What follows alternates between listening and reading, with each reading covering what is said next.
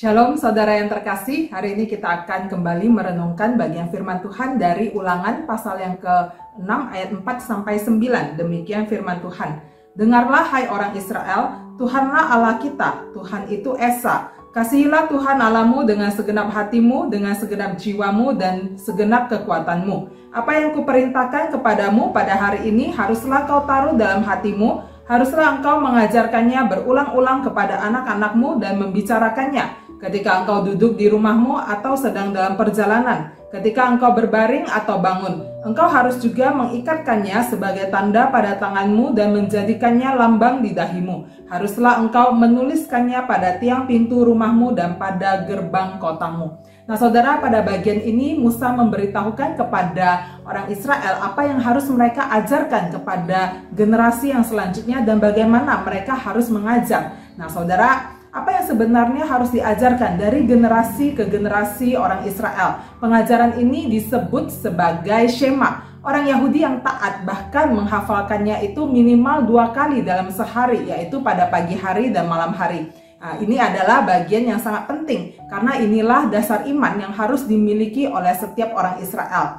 2 bagian dari Shema. Yang pertama, bahwa Tuhan, Yahweh, adalah Allah orang Israel dan Tuhan itu Esa. Dalam budaya masyarakat pada waktu itu, masing-masing Allah yang disembah oleh bangsa-bangsa punya namanya masing-masing. Contohnya di Mesir, Allah orang Mesir adalah Dewa Ra atau Dewa Matahari. Lalu siapakah Allah orang Israel? Dia adalah Yahweh dan dialah Tuhan yang Esa. Berbeda dengan bangsa-bangsa lain yang punya berbagai dewa, orang Israel bukanlah demikian. Bagi orang Israel, Yahweh adalah satu-satunya dan tidak ada yang lain. Dan kedua, bahwa orang Israel itu harus mengasihi Allah dengan segenap hati, segenap jiwa, dan segenap kekuatan. Artinya ini adalah sebuah komitmen akan pengabdian total kepada Yahweh dengan seluruh diri orang Israel, luar dan dalam, hanya untuk mengasihi Allah saja. Nah, bagaimana mereka diminta untuk mengajarkannya? Mereka harus mengajarkan berulang-ulang di dalam situasi apapun, entahkah duduk atau dalam perjalanan, berbaring ataupun bangun.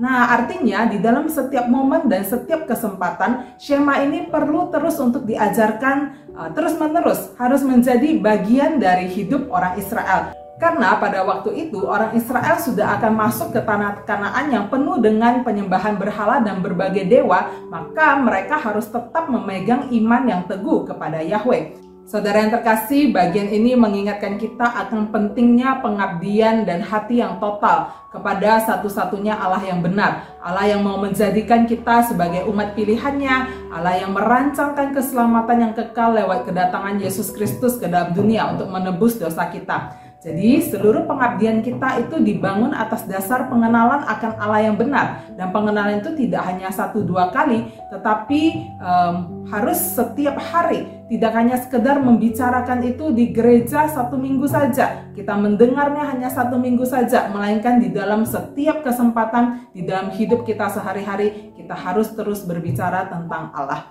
Saudara, mari kita tetap berpegang dan berdiri teguh di dalam iman kepada Allah yang benar dan memberikan segenap komitmen kita hanya untuk mengasihi Dia, tidak ada yang lain. Dan bahkan di dalam hidup kita sehari-hari, kita belajar dan kita mengenalkan Allah kepada setiap anggota keluarga kita, sehingga mereka pun memiliki iman yang sama kepada Allah yang benar dan Allah yang Esa. Kiranya Tuhan menolong kita, Tuhan memberkati.